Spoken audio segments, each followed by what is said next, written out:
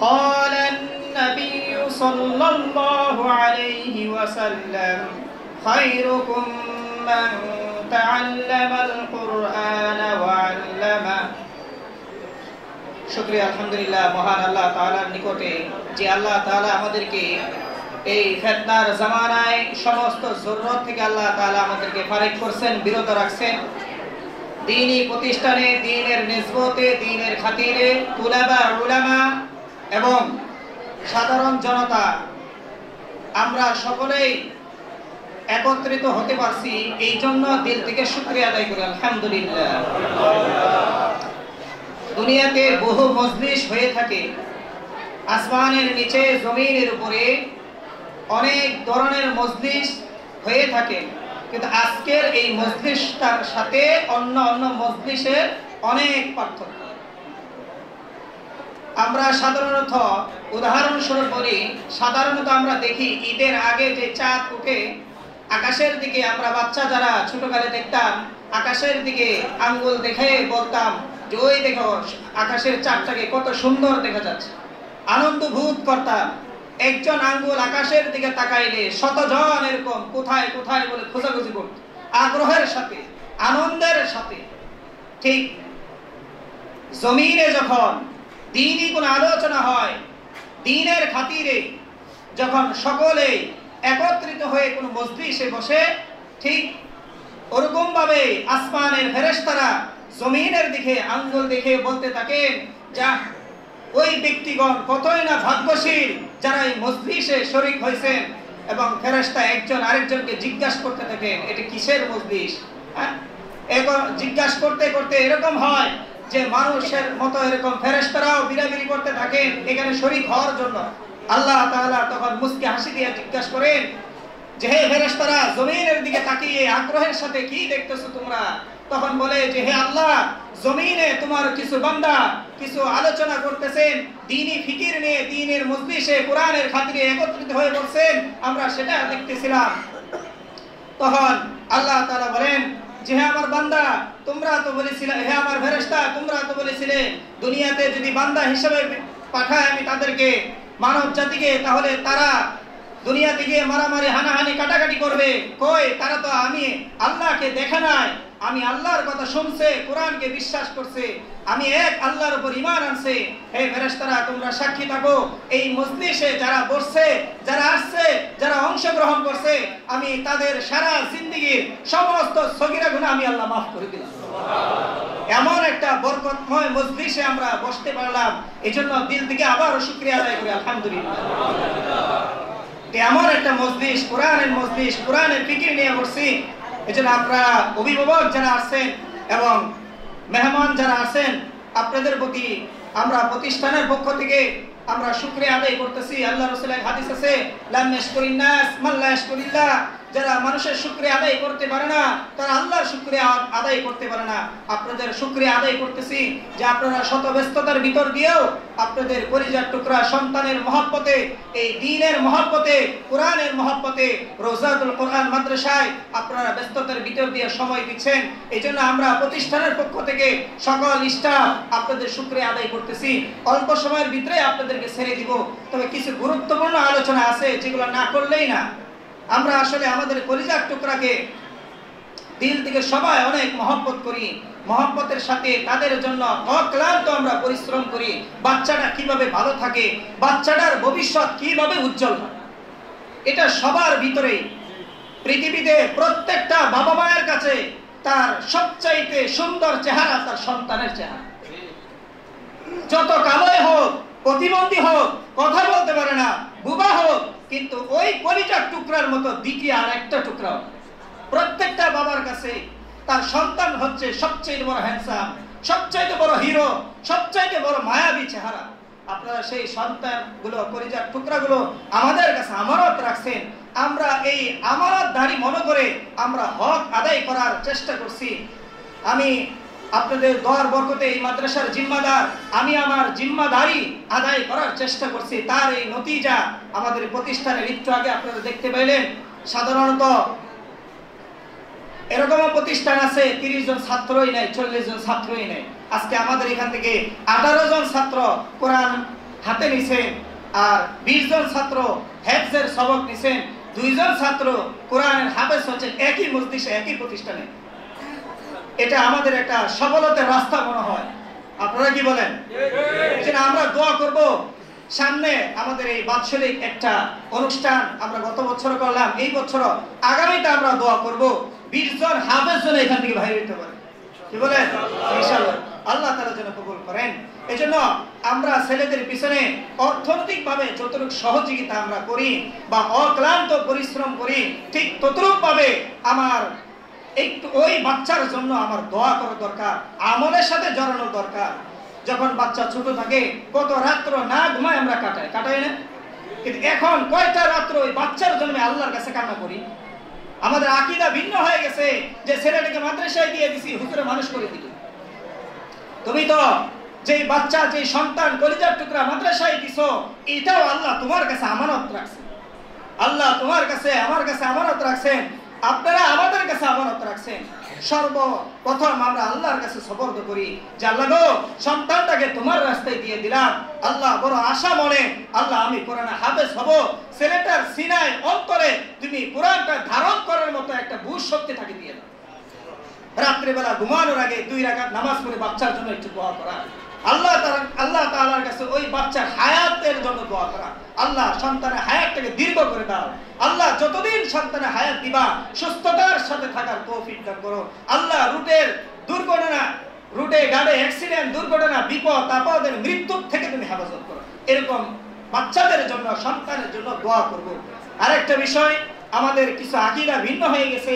আমরা মাদ্রাসায় প্রতিষ্ঠানে বাচ্চাদেরকে, হয়তো স্কুলে, মাদ্রাসায়, যে কোনো প্রতিষ্ঠানে আমরা ছেলে মেয়েদেরকে দিয়ে থাকি, কিন্তু আমরা জিনাদের কাছে বাচ্চা আমানত রাখছি, ওনাদের সাথে আমাদের যোগাযোগ তেমন থাকে না।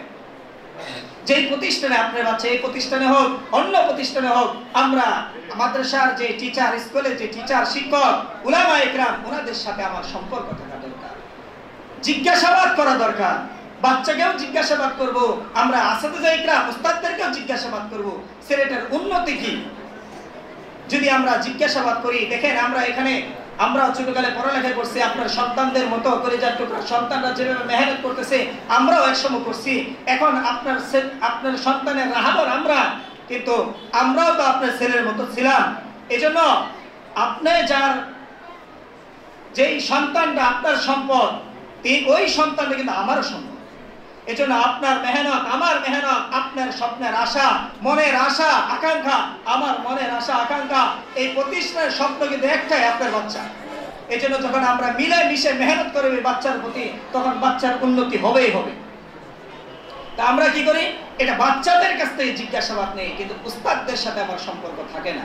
অনেক গার্জিয়ান এমন আছে মাসে একদিন যোগাযোগ করে না। আমি এটা বলতে চাই আমাদের প্রতিষ্ঠান থেকে যে আপনারা অবশ্যই আমাদের সাথে যোগাযোগ রাখবেন। যে ক্লাসে আপনার ছেলে পড়ে ওই ক্লাসের উস্তাদজির ফোন নাম্বার রাখবেন, যোগাযোগ রাখবেন, ছেলেটা পড়া শোনাইলো কিনা, অথবা বাড়িতে গেলে অবশ্যই আপনি ওই ছেলের থেকে তেলাওয়াত শুনবেন, কোরআন তেলাওয়াত শুনবেন। তাহলে আপনি অক্লান্ত যে পরিশ্রম করেন, আপনার রাত দিন ডিউটি করেন, কষ্ট করেন, আপনার ক্লান্তিটা কিছু দূর হবে। আপনার এই লাইনের প্রতি আস্থা বিশ্বাস আসবে, ছেলের প্রতি যে ভালোবাসা আছে এটা বাড়বে, কোরআনের প্রতি, দ্বীনের প্রতি, ইসলামের প্রতি আপনার ভালোবাসা বাড়বে। আমরা বাচ্চা বাড়িতে গেলে বলি বাবা একটু পড়ো তো, বাচ্চা একটু মুসরামস্তি করে শরম পায়, আমরা বলি থাক শরম পাইতেছে, আরেকদিন করবেন। এই শরম যতদিন না বাঁধবেন, কোরআনের হাফেজ হলেও ওই ছেলের মুখ দিয়ে আপনি কোরআন তেলাওয়াত শুনতে পারবেন। আজকে দেখেন যে বাচ্চাগুলো এখানে কোরআন তেলাওয়াত করছেন, কোরআনের হাফেজ হচ্ছেন 2 জন, ওনাদের বাবাও এখানে বসা, কিন্তু ওনারা হয়তো বাড়িতে এভাবে তেলাওয়াত শুনতে পারে নাই, আজকে যেভাবে তেলাওয়াতটা শুনছে। এজন্য আমরা প্রত্যেকেই বাচ্চার কাছ থেকে তেলাওয়াত শোনার চেষ্টা করবো ইনশাআল্লাহ। আর দ্বীনের দরদ আমরা অন্তরে রাখবো, দ্বীনের প্রতি ভালোবাসা, কোরআনের প্রতি ভালোবাসা। এরকম আমাদের ইমাম আছেন আবু হানিফা রাহমাতুল্লাহ আলাইহি, ওনার নাম ছিলেন নোমান বিন সাবের। একটা ঘটনা বলে আলোচনা শেষ করে দিব। উনি এত বড় ইমাম হচ্ছেন, 4 মাযহাবের মধ্যে ইমাম আবু হানিফা রাহমাতুল্লাহ আলাইহি, ওনার মাযহাবটা কিয়ামতের আগ পর্যন্ত থাকবে। কেউ প্রশ্ন করলেন যে তিনি কি নবী ছিল বা নবী থাকবে, এরকম তো বলে না। তাহলে তার বলে তার আদব, তার চলাফেরা, উস্তাদদের প্রতি মহব্বত, দ্বীনের প্রতি মহব্বত, উনি এত কষ্ট করে দ্বীনে ইলম ধারণ করছে, আল্লাহ তাআলা উনার প্রতি সন্তুষ্ট হয়ে গেছেন। উনার মাযহাব আল্লাহ কিয়ামতের আগ পর্যন্ত রাখবেন, এটা আল্লাহর উদ্দেশ্য। তো উনার পিতাকে জিজ্ঞাসা করা হলেন যে আপনার ছেলে এত বড় আলেম হলো, আপনি কি এমন আমল করছেন? তখন আবু হানিফা রাহমাতুল্লাহ আলাইহি ওনার বাবা বললেন, আমার তেমন বেশি কোনো আমল ছিল না, তবে দুইটা আমল আমি ছাড়তাম না, খুব মজবুত ভাবে ধরছিলাম আমি দুইটা আমল। একটা আমল কি, আমি ছেলেকে আমার জানা সত্ত্বে কোনোদিন হারাম খাবার খাওয়াই, কোনোদিন হারাম খাবার তার মুখে দেয় না আমার জানা সত্ত্বে। আরেকটা আমল হচ্ছে যে আমি সমস্ত উলামায়ে কেরামকে মহব্বত করতাম, ওনার যত উস্তাদ ছিল আমি অনেক শ্রদ্ধা করতাম। যদি আমি খেতে খামারে কাজ করতাম, রাস্তা দিয়ে কোনো উলামায়ে কেরাম যাইতেন, গরুর হাল রেখে দৌড়ায় যাইতাম, সালাম দিয়ে মুসাফা করতাম, বলতাম হুজুর আমার ছেলেটার জন্য দোয়া করেন, আমার ছেলেটার জন্য আপনার মতো বড় আলেম হয়। বলে এরকম হাজারো লক্ষ মানুষের কাছে দোয়া চাইতাম, কার দোয়া যে কবুল হয়েছে, কোন আলেমের কোন উস্তাদের দোয়া কবুল হয়েছে আমি জানি না, কার দোয়ার বরকতে আমার এই আবু হানিফা এত বড় আবু হানিফা রাহমাতুল্লাহ আলাইহি হয়ে গেছে, এত বড় ইমাম হয়ে গেছে আমি জানি না। এজন্য উলামায়ে কেরামের প্রতি আমাদের শ্রদ্ধা, ভক্তি, ভালোবাসা থাকা দরকার। এই উলামায়ে কেরামকে আপনি যে সম্মানটা করবেন, এটা আপনার ছেলের প্রতি অটোমেটিক চলে যাবে, অটোমেটিকলি চলে যাবে। আমরা আমাদের এক উস্তাদ বয়ানে বলছিলেন যে নাবালেগ বাচ্চারা যখন কোরআন তেলাওয়াত করে, নামাজ পড়ে, এরকম সবের কোনো কাজ করে, নাবালেগ ছোট্ট বাচ্চা, তখন এই ছোট্ট বাচ্চার সবের অংশটা প্রথম তার অভিভাবকের নামের উপরে সব বসানো হয়। প্রথমে তার অভিভাবক যিনারা আছেন উনাদের উপরে এই সবটা আল্লাহ তাআলা বসায় দেন, সুবহানাল্লাহ।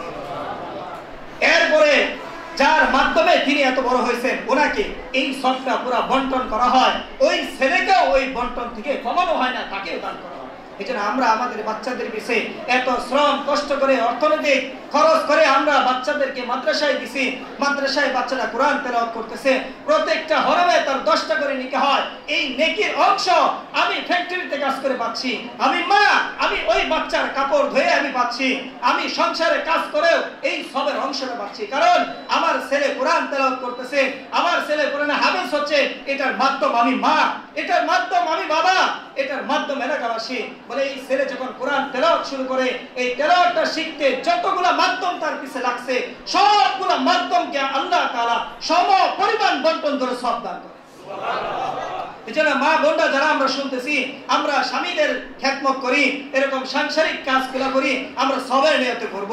আপনার দোয়া কাপড় দিয়ে তো আপনার স্বামী মসজিদে যায়, নামাজ পড়ে, ঈদের নামাজ পড়ে, তাহাজ্জুদ পড়ে, 5 ওয়াক্ত নামাজ পড়ে, জুমার নামাজ পড়ে, রোজা রাখে, আপনি এই নিয়তে কাপড় দেন যে এই জামাটা গায়ে দিয়ে মসজিদে যাবে, নামাজ পড়বে, আপনি নামাজের নিয়ত করেন, আপনার এই স্বামী নামাজ এই জামাটা গায়ে দিয়ে যখন নামাজ পড়বে, এই নামাজের সব আপনি পাবেন।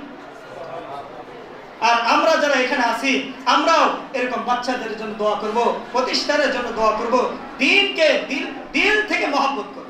কিরকম মহব্বত, এই ঘটনাটা বলে আমি শেষ করব 2 মিনিট। আমাদের নবী মুহাম্মদ রাসূলুল্লাহ সাল্লাল্লাহু আলাইহি ওয়াসাল্লাম একবার সাহাবায়ে কেরামকে ডাকছেন যে যুদ্ধের সময় হয়ে গেছে, যে যেটা পারো সেই অস্ত্র নিয়ে আসো, যার কাছে যা আছে। কেউ এরকম অস্ত্র নিয়ে গেছেন, কেউ এরকম উট নিয়ে গেছেন, কেউ গাদা নিয়ে গেছেন, কেউ পানি নিয়ে গেছেন, কেউ বস্ত্র কাপড় চোপড় ইত্যাদি নিয়ে গেছেন।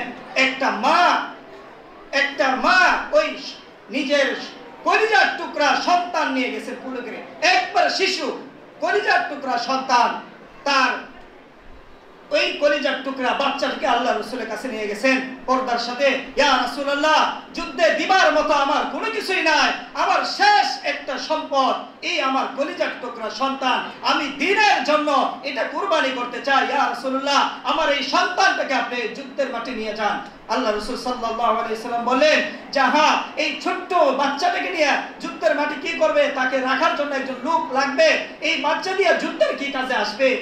ওই মা চোখের পানি ফেলে দিয়ে বললেন যে হুজুর, আগের যুদ্ধে আমার স্বামী শহীদ হয়ে গেছে, এর পরের যুদ্ধে আমার বড় ছেলে শহীদ হয়ে গেছে, এখন আমার ওই যুদ্ধের ময়দানে অংশগ্রহণ করার মতো আর কোনো সম্পদ জমিনের উপরে নাই, একটা সম্পত্তি কলিজার টুকরা, এই বাচ্চাটাকে আমি এই যুদ্ধের ময়দানে দিয়ে দিলাম।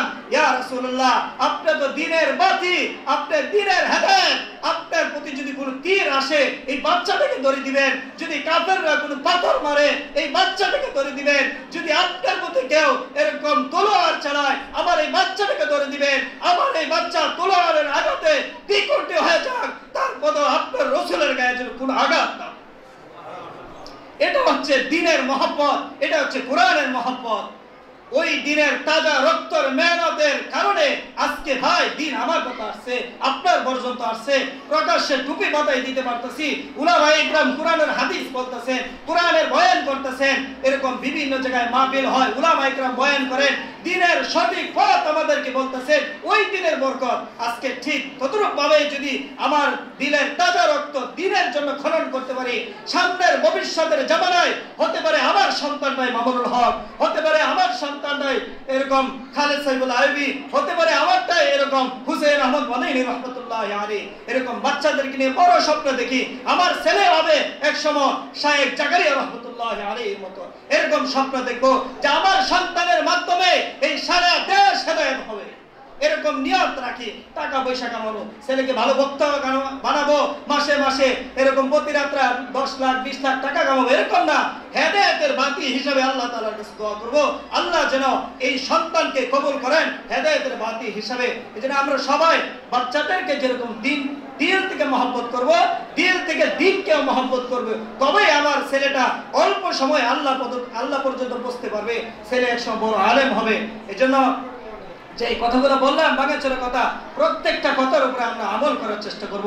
যে কথাগুলো বললাম আল্লাহ তাআলা বলনাওয়ালা শুননাওয়ালা ওই যেমন আমল করার তৌফিক দান করুন। ওয়া আখিরু দাওয়ানা আলহামদুলিল্লাহি রাব্বিল আলামিন। এখন আমাদের মাদ্রাসা